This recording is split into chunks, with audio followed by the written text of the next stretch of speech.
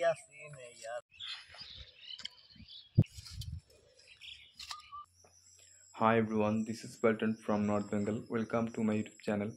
তো আজকের ভিডিওতে আমি দেখাবো নতুন একটা সুপারি গার্ডেন তৈরি করেছি। গার্ডেনটা বেশ বড় আর এটা করেছি আলট্রা হাই ডেনসিটি পদ্ধতিতে। তো চলো দেখাচ্ছি কীভাবে আলট্রা হাই ডেনসিটি পদ্ধতিতে সুপারি চারা লাগাতে হয়। আর এই ভিডিওটা প্রচুর মেহনত করে বানিয়েছি এই রোদ জ্বালা দুপুরের মধ্যে। তো ভিডিওটাতে প্লিজ একটা লাইক করে দিও আর চ্যানেলটা সাবস্ক্রাইব করা না থাকলে চ্যানেলটা সাবস্ক্রাইব করে দিও। আমি জানি আমার ভিডিওগুলো যারা দেখে তারা খুবই ক্রিয়েটিভ, লেজিলেস অ্যান্ড লয়াল।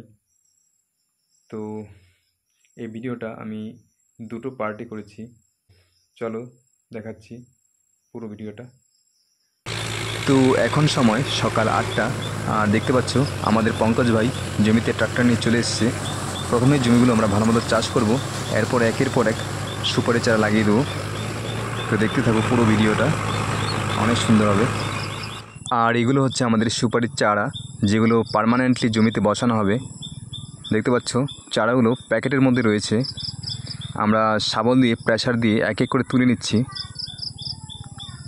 এই দেখতে পাচ্ছ প্রচুর চারা রয়েছে, চারাগুলো বেশ ভালো হয়েছে এখানে। এখন আমাদের জমিতে সুপারির চারা নেওয়ার পালা।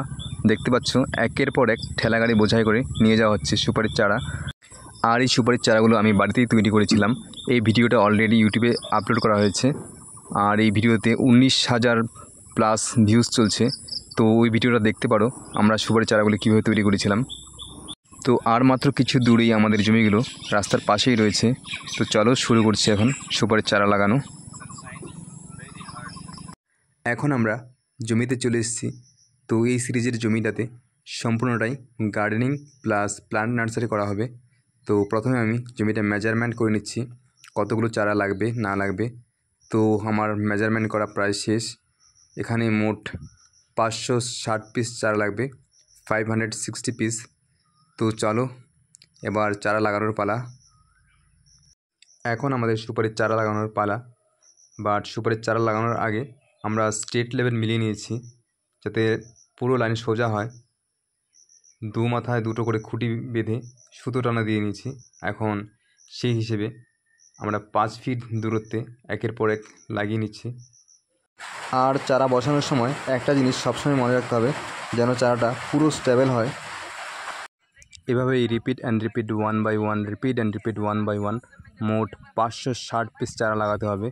তো দেখতে থাকো পুরো ভিডিওটা কীভাবে লাগাই। তো এখন যে আমরা গাছগুলি বসাচ্ছি প্রতিটা গাছই পার্মানেন্টলি মানে এখানেই থাকবে, এখানেই বড় হবে। তো আমি প্রথমেই যে বলেছিলাম আমরা আলট্রা হাই ডেনসিটি পদ্ধতি সুপারি চারা লাগাবো, বাট এখন বলছি আলট্রা হাই ডেনসিটি পদ্ধতি কী। তো আমরা সাধারণত সুপারির চারা লাগাই বা গাছের চারা লাগাই স্কোয়ার স্পেসে, বাট এটা স্কোয়ার স্পেসে হবে না, এটা হবে রেক্ট্যাঙ্গেল স্পেস। যদি আমরা এই চারাগুলি নর্মালি স্কোয়ার ফিটে লাগাতাম তাহলে একটা চারা থেকে আরেকটা চারা দূরত্ব হতো 6 ফিট বাই 6 ফিট।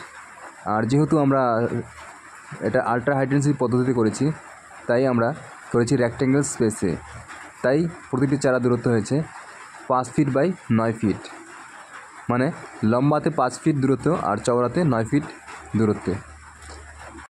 এটা শুধু সুপারির জন্য একটা কমন হিসাব 5 বাই 9, বাট অন্য কোনো গার্ডেনের ক্ষেত্রে হিসেবটা কম বেশি হতে পারে।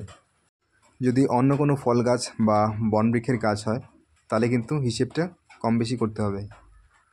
কথা হচ্ছে আমি যে শেপ বা মেজারমেন্টে সুপারি গার্ডেনটা তৈরি করছি এরকম সুপারি গার্ডেন কোথাও আছে কি না আমি জানি না, আমি তো দেখিনি। এটা আমি নিজে থেকেই ক্যালকুলেশন করে তৈরি করছি। যদি এরকম গার্ডেন কারো থাকে কমেন্ট করে অবশ্যই জানাবে। তো আমি যে নতুন পদ্ধতিতে সুপারি গার্ডেনটা তৈরি করছি তোমাদের কাছে কেমন লাগলো, ভালো লাগুক আর খারাপ লাগুক কমেন্ট করে কিন্তু জানাবে। তো দেখতে পাচ্ছ আমাদের প্রায় 1 ক্ষেত সুপারি লাগানো কমপ্লিট। এই দেখো কেমন দেখাচ্ছে এখন লাইনগুলো একদম সারি সারি আর মাঝখান দিয়ে কতটা ফাঁকা। তো এবার কথা হলো আলট্রা হাই ডেনসিটি বা রেক্ট্যাঙ্গেল শেপে সুপারি চারা লাগানোর লাভ কী, এতে আমাদের কী কী সুবিধা।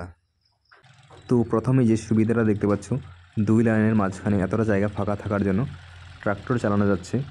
এতে আমরা নেক্সট টাইম জমিটা চাষ করে অন্য কোনো সবজি বা ফসল চাষ করতে পারবো আর জমিটাকে পরিষ্কার পরিচ্ছন্ন রাখতে পারবো। তো আমি এই ফাঁকা জায়গাগুলোতে প্লান্ট নার্সারি তৈরি করব, যেখানে হাজার হাজার নতুন চারা গাছ তৈরি করা হবে। এছাড়াও গাছে যখন ফল হবে তখন ফলগুলো হারভেস্টিং করা অনেক সহজ হবে, যেহেতু গাছগুলির ডিস্টেন্স একটা থেকে আরেকটা অনেক কম। এর চেয়েও বড় কথা হলো আমরা স্কোয়ার শেপ থেকে রেক্ট্যাঙ্গেলস শেপে সুপারি চারা লাগিয়ে অনেক বেশি সংখ্যায় সুপারি চারা লাগাতে পেরেছি। তো এভাবেই প্ল্যান্ট নার্সারি অ্যান্ড গার্ডেনিং একই জমিতে করা সম্ভব।